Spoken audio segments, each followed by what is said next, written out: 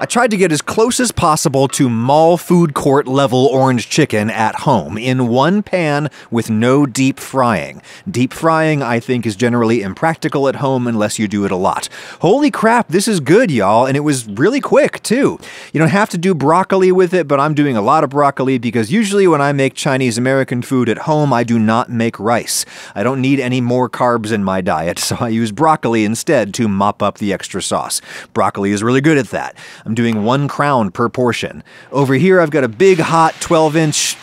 I paused there so that you can get a cleaner edit, boys. 12-inch pan, throw in a film of water in there, and then throw in the broccoli and cover. The cover does not have to be tight. This is a surprisingly effective way of steaming veggies. Just make sure that you don't run out of water at the bottom or things are going to start browning and getting yucky real fast. Like 5 minutes later, they're just barely fork tender, which is where I want them. They'll cook a little more later. Dump into a bowl, take the bowl to the sink, and shock with cold running water. The water does not have to be ice cold if it's running continuously. Pour out the hot water, and as this fills up once more, everything is already cold. We have stopped the cooking, stopped the color from turning, and honestly, it's good to just leave the florets in the water. The water keeps them plump, I think. This is just a pound of boneless, skinless chicken thighs, 2 portions with a lot of broccoli and no rice. Cut them randomly into chunks however you like, but keep the chunks on the big side. They're gonna shrink a lot. I wish I had cut these a little bit bigger. I'll season with salt and then just coat these in cornstarch. Because cornstarch doesn't have any gluten, it doesn't go as gummy, and it fries up very crispy. We just need more than that. By the time all the pieces are dusted, they should not feel wet or sticky at all. This much cornstarch and you get an effect that's very similar to a batter coating, I swear. Pan is very hot, and I usually use avocado oil when I cook Asian at home just because it's good and it doesn't taste like olive oil. A generous film of oil, and in goes the chicken pieces. Drop them in instead of scraping them in off the board, and you will keep out a lot of excess starch that would burn. And also the pieces won't stick together as bad if you drop them in by hand. Will these stick to the bottom of a stainless steel pan? Well, just give them a second to form a firm crust on the bottom, and then don't scrape them, but nudge them. Hey, no sticking at all. Hardly surprising given this pan is from Made In, sponsor of this video.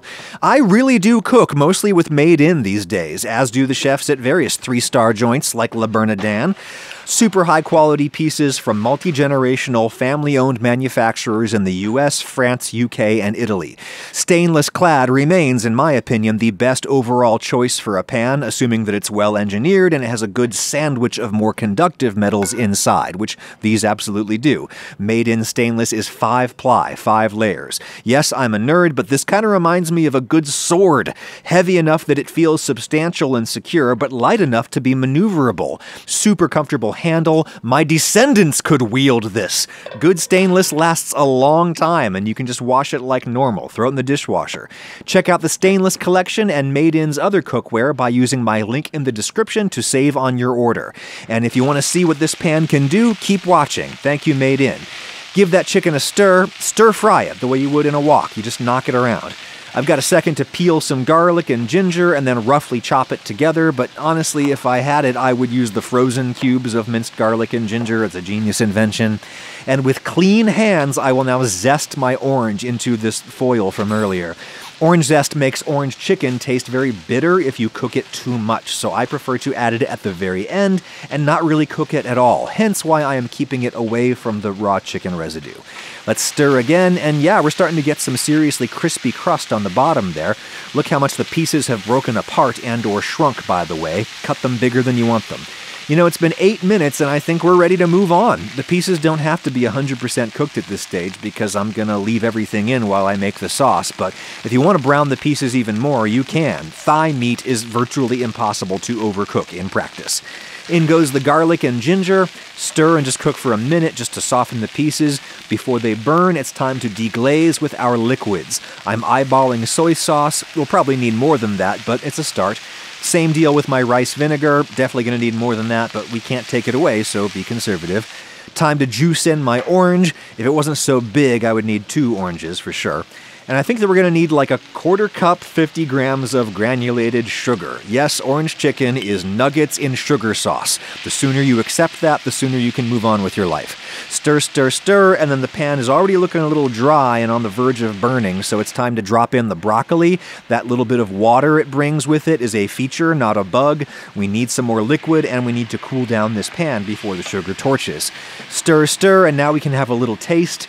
Definitely needs more soy sauce and vinegar, and we're going to need some more thickening, but I don't feel like mixing up a slurry. If you scatter cornstarch on top of solids like that and then stir promptly and aggressively, you really don't have a problem with lumps. The starch disperses just fine before it gelatinizes. There we go, plenty thick.